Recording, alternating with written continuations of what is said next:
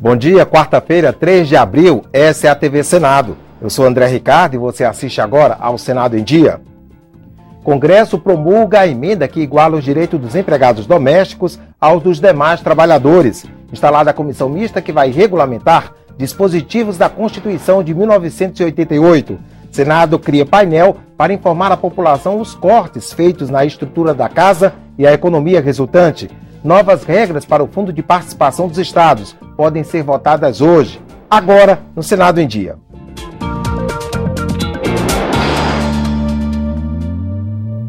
Foi preciso mudar a Constituição do Brasil para que os empregados domésticos tenham os mesmos direitos dos demais trabalhadores. As regras aprovadas pelo Senado na semana passada viraram a Emenda Constitucional 72, que será publicada hoje no Diário Oficial. No tapete vermelho, as domésticas. Ao lado de autoridades, elas também se sentaram à mesa no comando de um novo futuro. Hoje está sendo escrita uma nova história. É claro que a gente ainda tem muitos desafios aí pela frente. Na noite histórica também estavam parlamentares e ministros. A cerimônia inseriu na Constituição a Emenda 72, que concede às domésticas os mesmos direitos dos demais trabalhadores. Declaro promulgada a Emenda Constitucional número 72 de 2013. A emenda beneficia 7 milhões de trabalhadores domésticos, 90% são mulheres. 125 anos depois do fim da escravidão, somente hoje estamos fechando a última senzala e jogando as chaves fora e promovendo esta inclusão que, embora tardia, é muito bem-vinda para todos os brasileiros. Entre os 16 direitos conquistados pelos trabalhadores domésticos, 9 passam a valer logo após a publicação da emenda no Diário Oficial, como a jornada de trabalho de 8 horas diárias e 44 semanais, intervalo para almoço e horas extras trabalhadas. Outros 7 direitos ainda precisam ser regulamentados, como FGTS, seguro-desemprego, adicional noturno e auxílio creche. O governo criou um grupo de trabalho para regulamentar os direitos das domésticas. Dentro de 3 meses, a comissão, que deve ser publicada hoje ou amanhã, ela terá esse tempo para elaborar esta regulamentação e oferecer, a fim de que a gente possa, nesse prazo, cumprir nossos deveres. Uma das propostas é simplificar a cobrança do FGTS e do INSS num documento único. Estaremos compromissados com as lideranças, com os senadores, com as senadoras, com os deputados, com as deputadas, com a presidência das 2 casas, no sentido de agilizarmos e simplificarmos a concessão destes direitos. A emenda constitucional cumpre um acordo que o Brasil assinou em 2011 com a Organização Mundial do Trabalho. Mas a luta pela igualdade dos direitos durou décadas. Há 30 anos, praticamente, eu estou nessa luta. E sempre acreditei que um dia ia acontecer. Podia até não ser eu estar viva, mas eu acreditava que um dia ia acontecer. O presidente do Congresso, o senador Renan Calheiros, fez um pronunciamento ontem à noite em rede nacional de rádio e TV. Ele falou sobre a importância da promulgação da emenda constitucional para os empregados domésticos e para o Brasil. Essa emenda, que eu prefiro chamar de emenda da igualdade, beneficiará diretamente mais de 7 milhões de pessoas, dos quais 97% são mulheres. Mulheres que deixam suas casas para cuidar das nossas casas. Mulheres que deixam seus filhos para cuidar dos nossos filhos. Mulheres que hoje, em sua grande maioria, são responsáveis pelo sustento das suas famílias. Um aspecto, aliás, que torna ainda mais civilizatória, significativa e justa a aprovação da nova lei. Ela vai garantir que muitos direitos trabalhistas que já beneficiam os trabalhadores em geral sejam também garantidos a esses trabalhadores domésticos. Entre os principais direitos estão a jornada semanal de 44 horas, salário condizente, pagamento da hora extra, fundo de garantia, licença maternidade, aviso prévio e seguro-desemprego. Sei que esses direitos vão trazer novos custos para os empregadores, mas assim como a liberdade tem um preço, assim como a democracia tem um preço, a igualdade também tem o seu preço. O Brasil está assumindo que a igualdade é a regra, e a regra tem que começar dentro de casa. Até porque está mais do que comprovado que as sociedades mais justas são também as mais ricas e mais avançadas. Vejo ainda nesta lei um significado que vai além das garantias que ela traz para os trabalhadores domésticos. Vejo que ela expressa a nossa disposição de atuar sempre e cada vez mais em sintonia com a sociedade.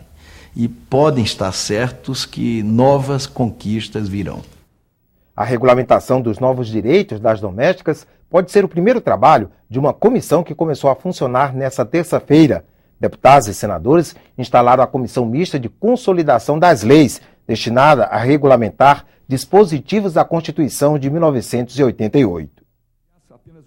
A comissão vai regulamentar 25 dispositivos da Constituição de 88 que ainda precisam de leis complementares e outros 117 que dependem de regulamentação por lei ordinária. O colegiado, composto por 6 deputados e 6 senadores, foi criado por ato dos presidentes do Senado Federal, Renan Calheiros, e da Câmara dos Deputados, Henrique Eduardo Alves.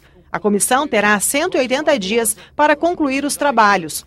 O deputado Cândido Vacareza, do PT de São Paulo, será o presidente do colegiado, que terá como relator o senador Romero Jucá, do PMDB de Roraima. Além de melhorar a legislação, transferir esse conhecimento para a população, ou seja, dar transparência e popularizar o texto legal brasileiro. Vamos iniciar esse trabalho já na próxima semana, discutindo a regulamentação da Constituição no que diz respeito ao emprego doméstico. Ou seja, a PEC das empregadas domésticas precisa ser regulamentada e essa comissão vai fazer uma proposição acerca dessa matéria. Confira agora a agenda das comissões do Senado para amanhã desta quarta-feira. Na pauta da Comissão de Infraestrutura, um projeto determina que as empresas que operem frotas de táxis com 20 ou mais veículos tenham ao menos 5% da frota adaptada para o acesso de pessoas com deficiência. Audiência pública na Comissão de Desenvolvimento Regional para debater o desabastecimento de milho no mercado interno brasileiro. Na Comissão de Assuntos Sociais, o primeiro item na pauta é o projeto que cria o Estatuto da Juventude, fixando princípios e diretrizes das políticas públicas para essa faixa da população. A Comissão de Constituição e Justiça está prevista para logo mais às 10 horas da manhã. Quem traz informações sobre a pauta da comissão é a repórter Dinalva Ferreira, que está no Túnel do Tempo daqui do Senado. Bom dia, Dinalva. Bom dia, André. Empresas públicas, sociedades de economia mista, fundações e autarquias poderão ser obrigadas a divulgar a remuneração paga aos servidores. É o que prevê uma proposta de emenda constitucional que está na pauta de hoje da Comissão de Constituição e Justiça. A Lei de Acesso à Informação, aprovada em 2011, tornou obrigatória a divulgação dos salários dos servidores federais, estaduais, distritais e municipais, mas deixou de fora as empresas públicas, sociedades de economia mista, fundações e autarquias, que são incluídas agora como a proposta de emenda constitucional apresentada pelo senador Roberto Requião. André? Obrigado, Dinalva. O Senado disponibilizou um painel para informar aos cidadãos os cortes feitos na estrutura da casa e a economia resultante dessa política anunciada em fevereiro deste ano. A expectativa é que o Senado economize para os cofres públicos 296 milhões de reais até o final de 2014. Além da extinção de órgãos e funções comissionadas, houve ainda redução nos contratos com empresas terceirizadas. Quem quiser acompanhar as medidas pode conferir os dados no painel que fica ao lado do plenário do Senado. As informações vão ser atualizadas periodicamente e também estão disponíveis no portal da Transparência do Senado. www.senado.leg.br/transparência. Outras duas comissões se reúnem na manhã desta quarta-feira. Na Comissão de Educação, os senadores realizam audiência pública para discutir o projeto que regulamenta o exercício da atividade de psicopedagogia. Na Comissão de Direitos Humanos, um dos itens na pauta é o projeto que permite a dedução de 2% do imposto de renda das empresas que contratarem pessoas com deficiência no percentual mínimo de 10% do total de empregados. Duas comissões mistas se reúnem-se na manhã de hoje para definir o cronograma dos trabalhos. A comissão que examina a medida provisória 608 de 2013 reúne-se às 9 horas. A MP trata de regular o capital e a liquidez no setor bancário, permitindo aos bancos maior segurança e recursos próprios suficientes para enfrentar crises financeiras.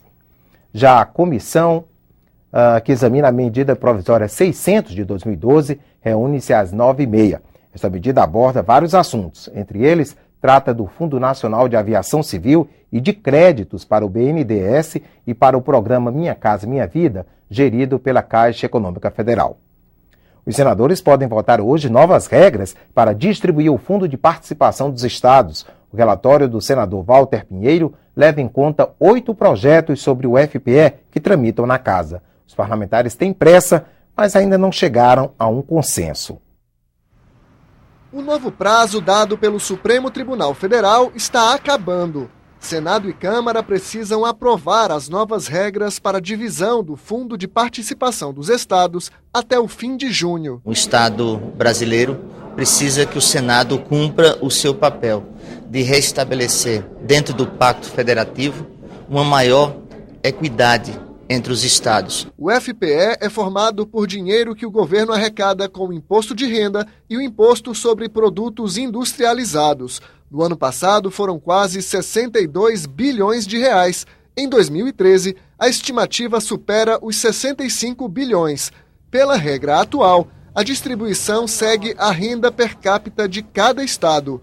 Mas o Supremo Tribunal Federal disse que a fórmula fere a Constituição, porque usa dados demográficos desatualizados. No estado do Pará, o FPE ainda representa algo em torno de 36-37% do orçamento. Então é alguma coisa ainda muito importante, por isso que ele precisa ser preservado. Pela proposta do senador Walter Pinheiro, os estados vão receber até 2017 a mesma cota de 2012, corrigida pela inflação. Se a arrecadação aumentar e o FPE ficar maior, o repasse do dinheiro excedente vai seguir uma regra de transição. Mais dinheiro para os estados com maior população e menor renda familiar per capita. Essas novas regras só e somente aplicar-se-ão na diferença. Portanto, na base está mantido exatamente o mesmo valor que cada estado recebeu em 2012. É sobre a divisão do dinheiro extra que ainda não há acordo.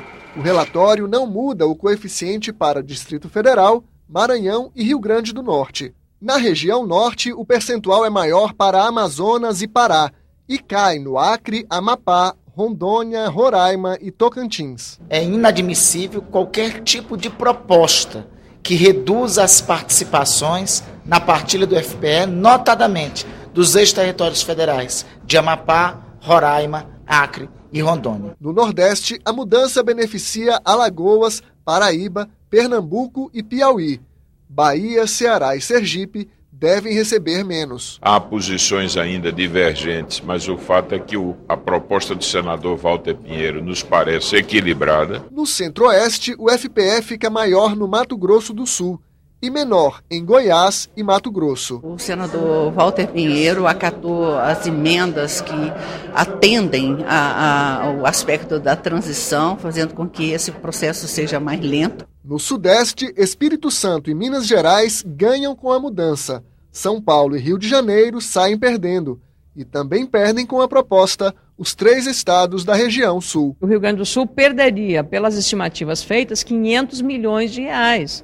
É muito dinheiro para um estado que já tem uma dívida hoje de 40 bilhões de reais. A bancada do Rio Grande do Sul já avisou que vai apresentar uma emenda de plenário para tentar mudar o relatório. A ideia é aumentar o repasse do FPE para os estados menos populosos e, com isso, conquistar o apoio de outras bancadas contra o parecer do senador Walter Pinheiro. Estamos juntos, Amapá e Rio Grande, Santa Catarina também estamos juntos, Tocantins também, outros estados estão juntos nesse processo. Quando você puxa o cobertor para cobrir um pé no sul, a cabeça do Nordeste fica de fora, ou vice-versa. Então, portanto, isso vale para o Centro-Oeste, vale para o Norte, vale para o Sudeste. Então, a engenharia do relator aqui é tentar exatamente com esse mesmo cobertor ver se é possível ele se esticar sem rasgar. O Senado em Dia termina aqui. No decorrer da manhã você acompanha outras informações nos boletins do Senado Agora. Enquanto isso, continue assistindo a nossa programação.